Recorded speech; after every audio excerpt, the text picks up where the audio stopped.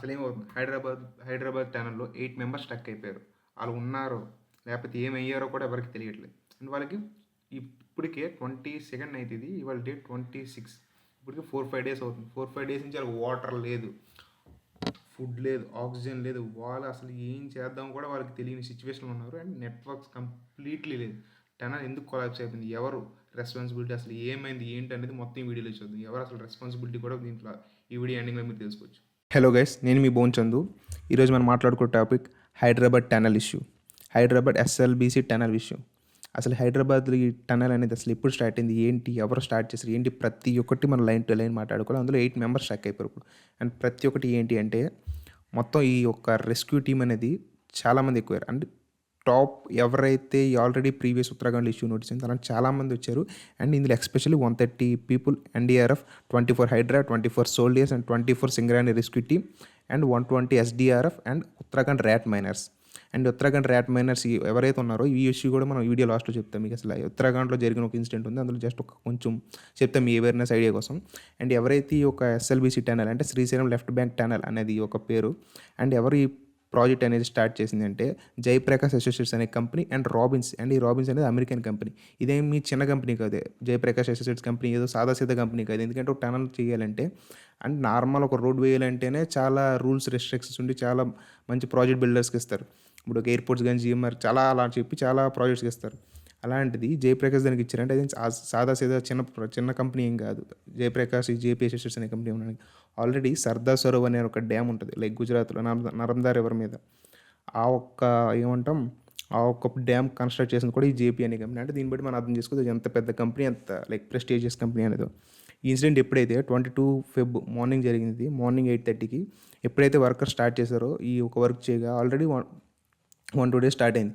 ఎప్పుడైతే స్టార్ట్ చేస్తున్నారో సడన్గా ఎప్పుడైతే ఈ యొక్క ఎస్ఎల్బీసీ టనెల్లో ఉన్నారో సడన్గా ఒక 13.5 కిలోమీటర్స్ డెప్త్ వెళ్ళేసరికి ఎప్పుడైతే అక్కడ ఇంక వాటర్ లీకేజ్ స్టార్ట్ అయింది.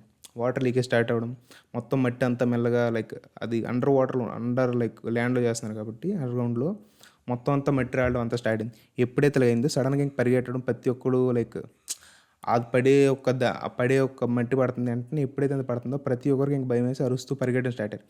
ఎప్పుడైతే స్టార్ట్ అయ్యారో అలా 42 మెంబర్స్ అక్కడ ఉండే లోకల్ ట్రైన్ లైక్ అండర్గ్రౌండ్లో లోకల్ ట్రైన్ వేసుకుంటారు. ఎందుకంటే అంత పెద్ద డెప్త్ ఉండే ఒక అండర్గ్రౌండ్లో వర్క్ చేస్తారంటే ఎంత సివియర్, ఎంత లైక్ ఏమంటాం సీరియస్ సిచ్యువేషన్ అది.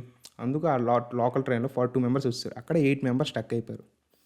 ఈ 8 మెంబర్స్ స్టక్ అయినప్పుడు ఎవరైతే ఈ 42 మెంబర్స్ వస్తారో అందులో 8 మెంబర్స్ స్టక్ అయిపోయారో, ఎవరైతే ఇలా 8 మెంబర్స్ స్టక్ అయిపోయారని వాళ్ళ పేర్లు, వాళ్ళ డీటెయిల్స్ అంతా ఈ ఎలక్ట్రీషియన్ శ్రీమన్ మారి అనే అతను ఆల్రెడీ న్యూస్ ఛానల్కి like online like media channel ప్రతి ఒక్కటి జరిగింది. అండ్ ఎప్పుడైతే అయిందో ఇలా అయిన వెంటనే మొత్తం అక్కడ మిషన్స్ అన్నీ డ్యామేజ్ అయిపోయాయి. అండ్ ఈ ఒక మిషన్స్ వెయిట్ ఏమి అరౌండ్ 2000 టన్స్. 2000 టన్ వెయిట్ ఉండే మిషన్ ఎప్పుడైతే మొత్తం ఇలా వాటర్ కానీ శాండ్ అంతా పడిందో అది 90 మీటర్స్ బ్యాక్ వచ్చేసింది మిషన్. ఇప్పుడు 2010 లైక్ నార్మల్గా ఒక బైక్ మీద పెడితేనే కాలేజ్ ఎగురుతుంది, ఫ్రాక్చర్ అవుతుంది.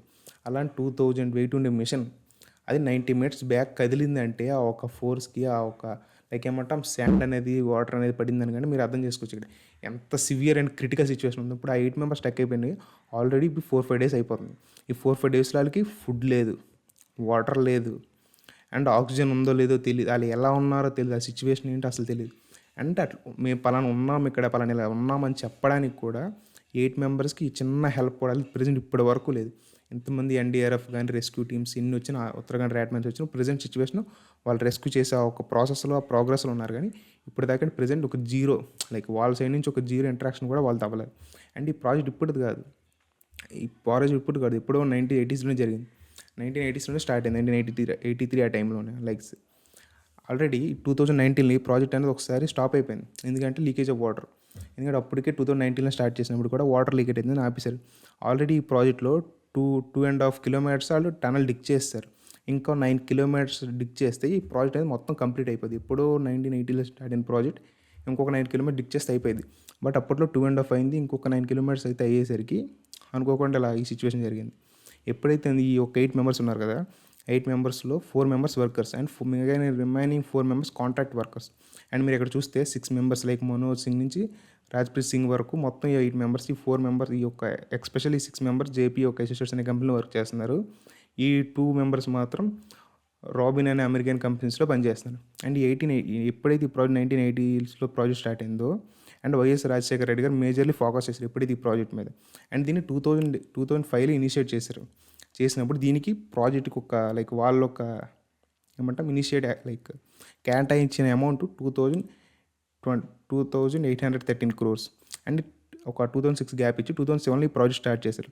ఎప్పుడైతే స్టార్ట్ చేశారో తర్వాత చాలాసార్లు లైక్ గ్యాప్ వచ్చి ఈ ప్రాజెక్ట్ స్టాప్ చేశారు. తర్వాత ఆఖరికి 2019లో మళ్ళీ స్టార్ట్ చేసింది అప్పుడు కూడా మళ్ళీ like same water leakage problem, ఆ సాయిల్ ప్రాబ్లం వచ్చిన వల్ల మళ్ళీ ఆపేసి ఎప్పుడైతే ఇది like Congress party like Revanth Reddy గారు వచ్చారో అప్పుడు ఈ ప్రాసెస్ అనేది మళ్ళీ వాళ్ళు ఇనిషియేట్ చేశారు. లైక్ ఇంక ఏపీ టీఎస్ విడిపోవడం అయిన తర్వాత ఇంకో వైఎస్ రాజశేఖర రెడ్డి గారు లైక్ ఏపీ టీఎస్ విడిపోయిన తర్వాత ఇలా అయిన తర్వాత అటు side Telangana ruling like government Congress party ఉన్నప్పుడు రేవంత్ రెడ్డి గారు ప్రపోజ్ చేశారు ఈ ప్రాజెక్ట్ గురించి. దానికి గవర్నమెంట్ ఆల్రెడీ కేటాయించింది 4637 crores.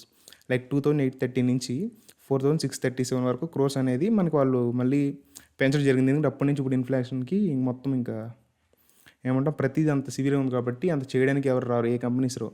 సో ఆ అమౌంట్ పెంచడం వల్ల చాలామంది చేయడానికి కూడా, ఎందుకంటే అంత రిస్కీ ప్రాజెక్ట్ కాబట్టి ఇది. అండ్ ఈ యొక్క టనల్ సైజ్ ఏదైతే ఉందో అది 44 kilometers long and 10 meters depth. 44 kilometers long, చాలా లాంగ్, అంత డెప్త్ అనేది ఉంది. అండ్ ఎప్పుడైతే ఇలా స్టక్ అయిపోయారో అండ్ చాలా ఎండోస్కోపిక్ కెమెరాస్ కానీ, రోబోట్ కెమెరాస్ కానీ, డ్రోన్స్ కానీ చాలా అయితే లోపల పంపించడం జరిగింది.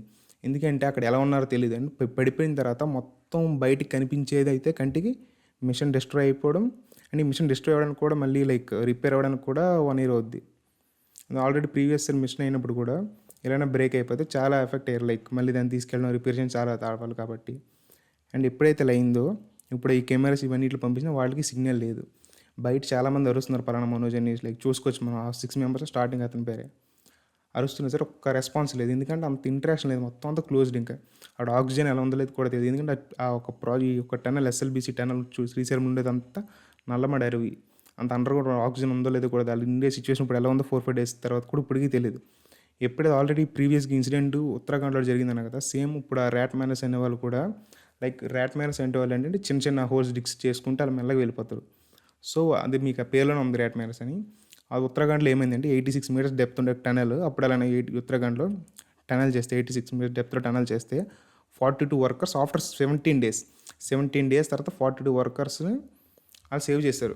సో ఇప్పుడు అదే టీం ఈ ఉత్తరాఖండ్లో ఆల్రెడీ లైక్ లైక్ ఏమంటాం ఆల్రెడీ ఒకళ్ళు కాపాడిన తర్వాత వాళ్ళకి ఒక టెక్నిక్స్ అనేవి ఉంటాయి కదా పర్టికులర్గా, అందులోని లైవ్ ఎక్స్పీరియన్స్ అయిన తర్వాత కూడా ఇంత మళ్ళీ ఇప్పుడు వాళ్ళే మనకు సేవ్ చేయడానికి వచ్చారు. కాకపోతే అక్కడికి డిఫరెన్స్ ఏంటంటే అక్కడ 86 meters డెప్త్, బట్ ఇక్కడ 500 meters డెప్త్ టాప్ వ్యూ నుంచి వస్తే. బట్ ఇప్పుడు ఏమవుద్దో చూద్దాం. కానీ 2019లో ఆల్రెడీ స్టార్ట్ చేసినప్పుడు మళ్ళీ స్టాప్ పడింది అంటే ఎవరు దీనికి కారణం? ఆల్రెడీ జియోలాజికల్ సర్వే అయిన తర్వాత కదా దాన్ని ఎవరు సర్టిఫై చేశారు? ఏ గవర్నమెంట్ రూలింగ్ ఉన్నప్పుడు ఇది ఎంత అయింది? అండ్ ఈ యొక్క 2019లోనే పర్టికులర్గా అయింది కదా, పర్టికులర్గా తీసుకుంటే మళ్ళీ 4-5-6 years తర్వాత మళ్ళీ స్టార్ట్ అయినప్పుడు నేను ఎవరు సర్టిఫై చేశారు? ఆల్రెడీ అప్పుడు వాటర్ లీకేజ్ అయింది, అప్పుడు సాయిల్ ఇది అవుతుంది అన్నప్పుడు మళ్ళీ సేమ్ ఇష్యూస్, డిఫరెంట్ ఇష్యూస్ అంటే ఓకే, బట్ సేమ్ ఇష్యూ జరుగుతుంది. దీనివల్ల ఎవరి బాధ్యత? ఎవరు దీన్ని ఇప్పుడు రెస్పాన్సిబిలిటీ తీసుకుంటారు? ఇప్పుడు 8 people ఇప్పుడు దాకా ఎవరికి ఏమైంది ఏంటి అనేది ఎవరికి బయట వాళ్ళకి తప్ప బయట ఉన్న ఎవరికి ఒక్కడు కూడా ఏమంటాం ఒక ఇంటరాక్షన్ కూడా లేదు. సిగ్నల్స్ లేవు, ఏం లేదు. ఓపెన్ చెప్పంటే వాళ్ళు స్టక్ అయిపోయి ఇప్పుడు వాళ్ళు ఎలా ఉన్నారో కూడా పర్టికులర్ లేదు. ఫుడ్ కానీ వాటర్ కానీ ఏం లేవు, ఒక ఆక్సిజన్ కూడా లేదు. ఇప్పుడు వాళ్ళు ఎలా సర్వైవ్ అవుతున్నారో కూడా లోపల తెలియదు. అండ్ ఇది వాళ్ళకి 86 meters డెప్త్కే 17 days పట్టింది. 500 meters డెప్త్ ఉంది. ఇది ఎన్ని డేస్ పడుతుంది, ఎంత రోజులు ఎంతకాలం పడుతుందో కూడా ఎవరికి తెలియదు.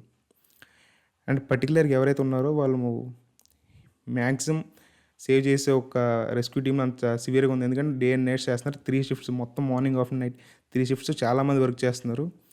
వీ హోప్ వాళ్ళు సేఫ్గా వచ్చేస్తారని అనుకుంటున్నాం. ఇలాంటి మరికొన్ని వీడియోస్ కోసం సబ్స్క్రైబ్ ఫర్ మోర్.